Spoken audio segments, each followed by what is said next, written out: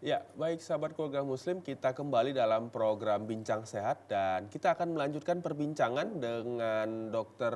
Rosyadi Ajis dari Klinik Rumah Sehat Wahida Medan. Dan kami juga masih membuka line telepon bagi pemirsa yang ingin berkonsultasi dengan Dr. Aziz. Silahkan menghubungi kami di 061 7944 280. Baik. Dokter, tadi terakhir ya perbincangan kita di awal di segmen sebelumnya tadi sakit sebagai penguat sebagai ujian penguat iman gitu ya. Nah, kemudian lalu bagaimana kita menguatkan iman?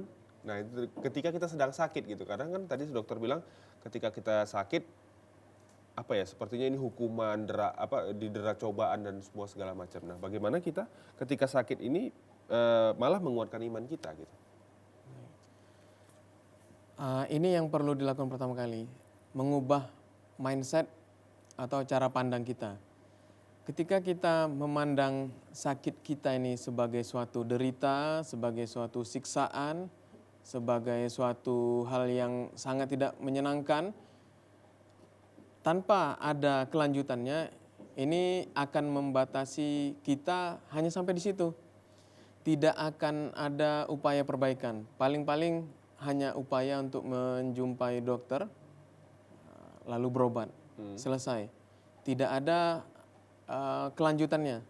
Sementara dalam Islam, kalau masalah seperti ini, ketika kita merasakan sakit, ini sebenarnya suatu kesempatan. Suatu kesempatan bagi kita untuk membersihkan dosa-dosa kita. Bukankah kalau misalnya kita ketika sakit dikunjungi oleh saudara kita, didoakan, la ba'sa tahurun insyaallah. Semoga ini menghapus dosa-dosa kita. Nah, artinya ketika kita mau bersabar dengan sakit yang kita derita, apa yang kita rasakan ini tidak enak, kita yakin bahwasanya ini adalah salah satu cara dari Allah untuk membersihkan dosa-dosa kita. Nah, insya Allah ini akan menambah keimanan. Jadi mindsetnya dulu diubah. Oke. Ya, dirubah dulu mindsetnya bahwa memang ya sebenarnya dalam Islam ketika kita sakit itu justru juga menjadi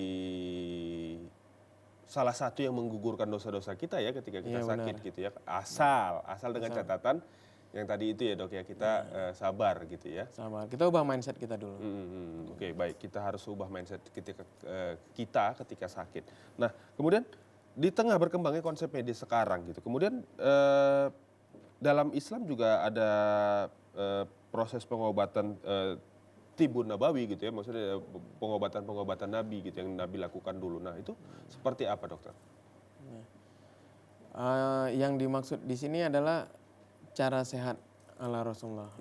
Rasulullah di sini yang kita ceritakan di awal tadi, bagaimana Islam juga menyentuh aspek kesehatan, termasuk cara hidup sehat. Rasulullah mengajarkan bagaimana cara sehat, cara hidup sehat, makan, tidur, dan sebagainya. Bahkan sampai untuk buang air kecil ya, buang air besar, itu juga ada tuntunan dari Rasulullah. Bersuci. Nah, ini adalah upaya dalam kedokteran dikategorikan upaya preventif atau upaya pencegahan. Nah, dalam kedokteran itu kan bisa kita kelompokkan ada 4 ya, ada upaya promotif, preventif, kuratif, rehabilitatif. Promotif itu artinya kita mengupayakan hal-hal yang dapat mendukung untuk upaya kesehatan. Preventif adalah upaya kita agar tidak terjadi sakit. Kemudian kuratif adalah upaya pengobatan. Dan rehabilitatif setelah kita mengalami sakit, bagaimana kita pengobatan ini juga selain dengan obat, kita dapat pulih kembali untuk sehat. Nah, aspek-aspek ini juga disentuh oleh Islam. Tibbun Nabawi perannya di mana? Nah, Tibbun Nabawi ini perannya di preventif dan di kuratif lebih banyak. Kalau dalam kuratif, kita bisa menggunakan beberapa herbal yang sudah, terutama yang sudah diteliti ya.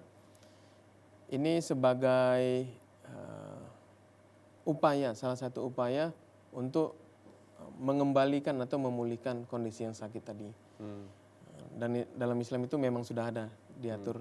Misalnya apa aja dok, seperti pengaturannya?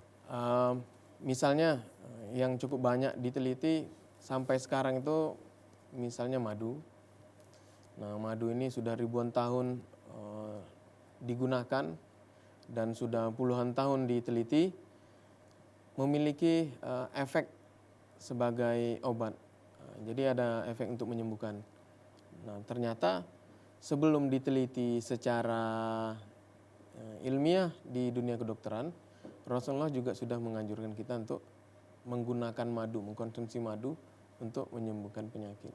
Oke. Nah, bagaimana dengan herbal-herbal yang seperti jintan hitam dan jintan hitam ya, sepengetahuan saya itu bagaimana dok? Baik, beberapa dalil yang menyebutkan obat-obatan, maksudnya herbal-herbal atau tanaman-tanaman yang memiliki khasiat obat yang dianjurkan oleh Rasulullah, itu dapat kita dalam Islam ya dapat kita gunakan. Namun tidak semua herbal ini memang ada dalilnya. Kalau kita cari tidak semuanya memang ada dalilnya. Namun kita masih bisa menggunakan herbal-herbal ini sebagai salah satu cara ya untuk membantu ini, karena juga banyak referensinya, penelitian-penelitiannya. Ya, misalnya juga herbal, ya itu sekarang mungkin lagi digalakkan ya, tanaman obat keluarga yang bisa kita produksi sendiri, misalnya di depan rumah gitu ya, seperti kencur dan semua segala macam itu bisa termasuk salah satu preventif gitu dok? Bisa ya? Termasuk preventif. Oke, baik ya, sahabat keluarga Muslim, kita masih menunggu telepon dari Anda untuk berkonsultasi tentang konsep sehat dan sakit dalam Islam. Baik, nah ya dokter, kesehatan ini kan juga terbagi jasmani dan rohani ya, namun seberapa kuat dua aspek ini saling mendukung gitu dok? Ini dua hal yang sangat berkaitan ya. Terkadang kita masalah fisik, tapi kalau mental kita tidak kuat, kadang bisa memberikan respon yang berlebihan. Misalnya ada orang yang dia hanya mengeluhkan sakit kepala. Sebagian dari orang yang merasakan sakit kepala, ada yang ya biasa aja gitu.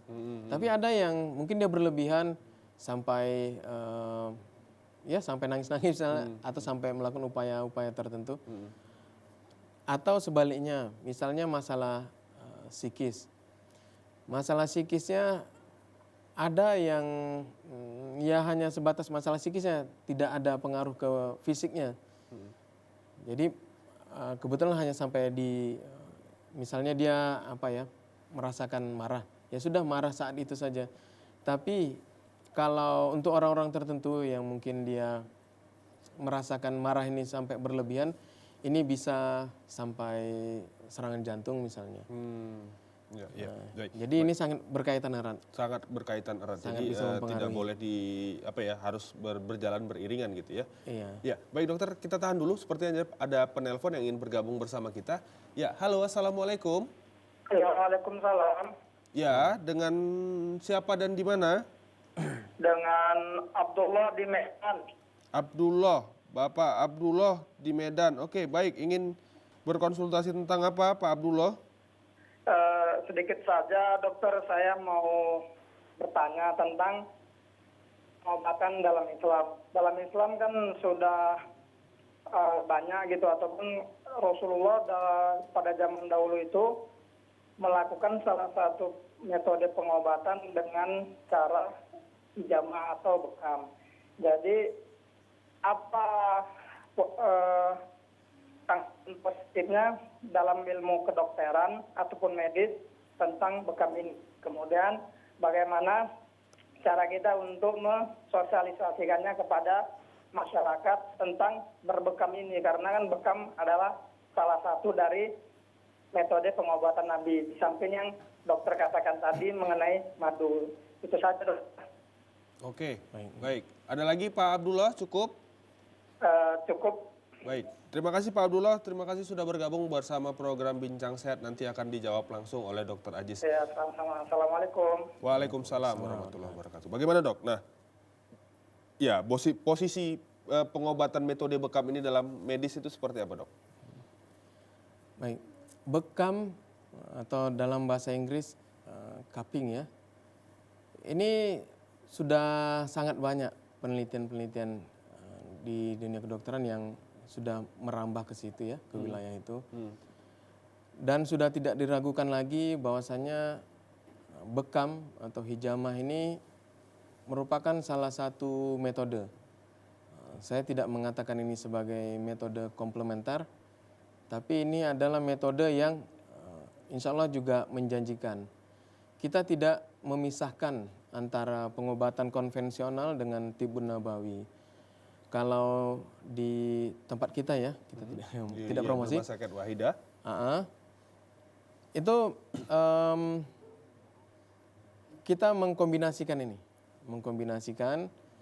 pengobatan konvensional dengan bekam. Bekam ini tidak diragukan lagi, memang sudah ada penelitiannya, bahkan sudah banyak terbit penelitian-penelitian ilmiah masalah ini. Bekam ini sendiri juga sangat banyak ya, efeknya juga bisa kita rasakan mulai dari yang segera hingga membutuhkan waktu yang cukup lama baru bisa menimbulkan efek, itu sudah ada. Sudah ada ya. Nah, sudah ya berarti tidak ada masalah ya digabungkan ya antara pengobatan medis konvensional dengan bekam itu dipastikan sudah tidak ada masalah dok, boleh digabungkan. Ya, insya Allah tidak ada masalah. Insya Allah tidak ada masalah. Oke baik. Nah kalau begitu bekam ini sendiri posisinya di mana? Dia di bagian pencegahan kah? Apa di bagian kuratifnya? Bisa dua-duanya. Bisa dua-duanya. Iya. Gitu ya. Oke, misalnya kalau untuk misalnya tadi untuk yang kuratif, untuk jenis-jenis penyakit apa yang bisa digunakan untuk metode bekam seperti ini? Untuk pengobatan bekam sebagai pengobatan ya. Insya Allah ini bekam bisa digunakan untuk menangani cukup banyak penyakit ya. Misalnya yang paling sering misalnya untuk hipertensi, darah tinggi, untuk kolesterol, asam urat, diabetes, sakit gula, itu insya Allah bisa. Stroke juga bisa? Stroke bisa. Stroke bisa juga. Bahkan yang ringan keluhannya misalnya pusing-pusing, itu juga insya Allah bisa. Insya Allah bisa ya. Itu sebagai pengobatan. Dan sebagai pencegahan juga bisa. Kita juga menganjurkan rutin untuk berbekam sebulan sekali. Iya, sebulan sekali rutin. Nah, menyambung tadi pertanyaan kedua, kemudian mensosialisasikannya bagaimana? Ya, salah satu upayanya adalah dengan memperbanyak ini ya, penyampaian bahwasanya bekam ini termasuk di tempat kita, bekam kita adalah bekam yang berstandar medis. Jadi dilakukan oleh tenaga medis terlatih dan pengerjaannya itu juga berdasarkan konsep-konsep medis. Kita sangat memperhatikan masalah kebersihan, sterilisasi, alat maupun dari terapisnya sendiri ya.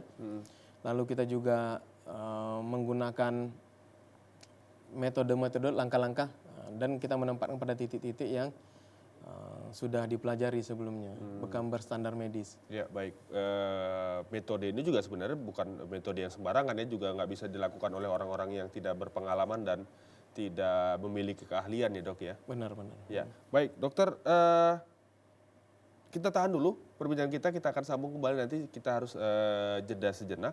Baik, sahabat keluarga muslim, Anda jangan kemana-mana, kami akan segera kembali setelah pesan-pesan yang akan lewat berikut ini. Tetap di program Bincang Sehat.